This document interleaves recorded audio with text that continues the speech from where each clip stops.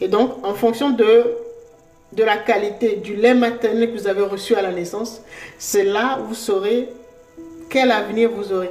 Si vous allez avoir des blocages, si tout de suite vous allez tomber sur les bons partenaires, c'est-à-dire votre femme ou votre mari, trouver le bon boulot, voilà, tomber à chaque fois sur les bonnes opportunités, ça va dépendre de la qualité du lait maternel que vous avez reçu.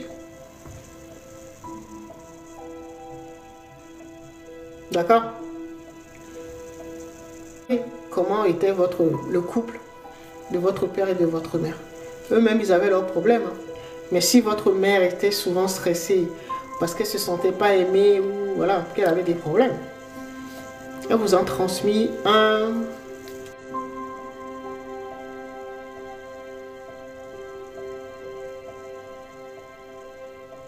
Et c'est à ça que ça... C'est pour ça qu'il faut faire des soins. Ou faire... Les soins, c'est la mise à jour en fait. Ou purifier le lait maternel. Parce que c'est de l'information. Donc l'information, bah, ça se modifie.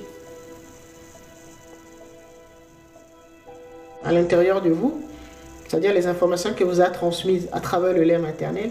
Et après, réconcilier votre père et votre mère à l'intérieur également de vous. C'est-à-dire votre esprit et votre âme. D'accord? Ça veut dire que votre esprit... Non, c'est bien d'en prendre conscience. Et de se guérir. De rétablir l'ordre. D'accord? Mais maintenant, il ne faut plus le reproduire. Il ne faut plus reproduire le même schéma. Ceux qui ne savent pas, ok, mais vous dire que si vous êtes un homme, ne vous mariez pas avec une femme que vous n'aimez pas.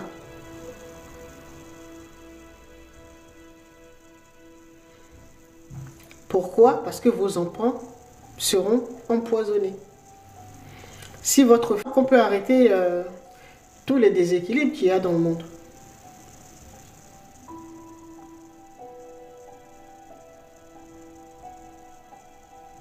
Et si vous êtes une femme, ne vous mariez pas avec un homme que vous n'aimez pas. Ou que vous ne sentez pas qui vous aime en retour. Et donc, si votre mère n'était pas heureuse dans son mariage,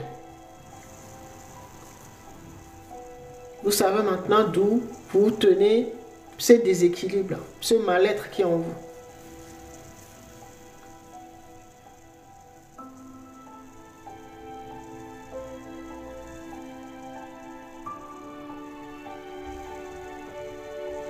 Et maintenant, je vais répondre, je vais en profiter pour rebondir, pour transmettre ou fusionner l'information d'une âme, que contient une âme, avec l'esprit. D'accord? Parce que lors d'une relation sexuelle, vous téléchargez l'âme de votre partenaire. En fait. Et donc, vous allez produire quelque chose lors d'un rapport sexuel.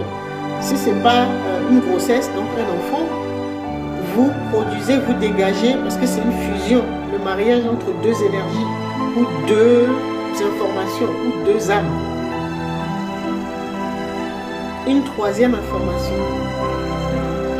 D'accord? Donc, à chaque acte sexuel, c'est ce que nous faisons.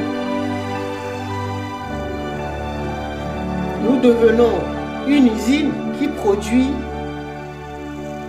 une nouvelle énergie. Déjà, se base sur cette information que l'acte sexuel, c'est pour créer une énergie. Parce que nous sommes des créateurs. D'accord? Et donc, nous sommes là pour apprendre à maîtriser l'énergie. Donc, maîtriser l'énergie, c'est-à-dire les combiner, c'est à travers les relations sexuelles. D'accord? Donc, on mélange, on combine deux âmes. L'âme de la lignée de la femme et l'âme de la lignée de l'homme. Donc, c'est deux âmes qui sont combinées pour créer une troisième âme, en fait. Ça, c'est l'information de base. Sachez qu'une relation sexuelle, c'est pour produire de nouvelles énergies. ou ce qu'on appelle de nouveaux potentiels. Et donc, en votre âme et conscience, nouvelles énergies dans le monde. Même si ce sont des esprits, même si ces esprits n'ont pas de corps, c'est-à-dire n'aboutissent pas à la naissance d'un être dans la chair, c'est-à-dire un enfant, sachez que au niveau spirituel, vous créez de nouveaux êtres.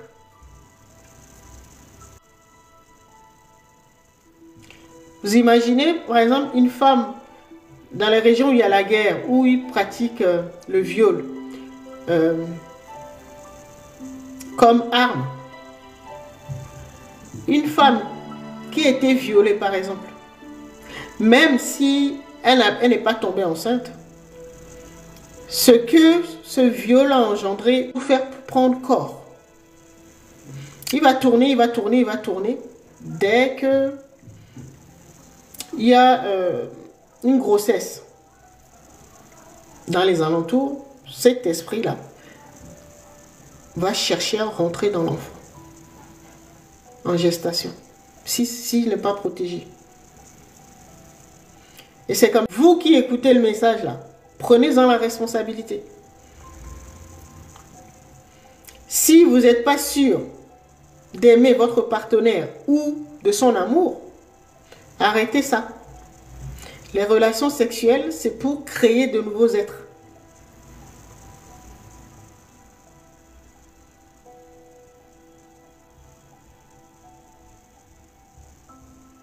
Si on arrêtait de faire ça dans le monde, bah, le monde irait mieux. Relation. La question là, et là je reviens à la question de Samouraï. La sexualité sacrée, la base de la sexualité sacrée, c'est ça. Acte sexuel, nous faisons descendre des êtres de lumière dans notre monde. Ce sont des esprits qui finiront par trouver des réponses. La pratique même de cet acte, c'est un autre niveau.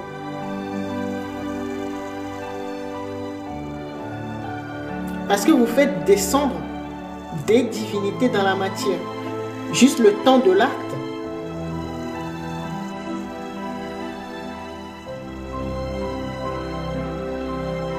Et durant ces actes, donc ce qu'on appelle la sexualité sacrée, vous le ressentez.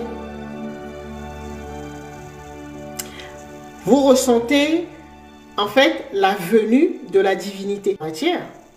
Le caractéristique ou le signe pour savoir que le divin est là, c'est que la femme tombe en transe. Pourquoi? Parce qu'elle est possédée par le divin. Le divin est là. La femme tombe en transe.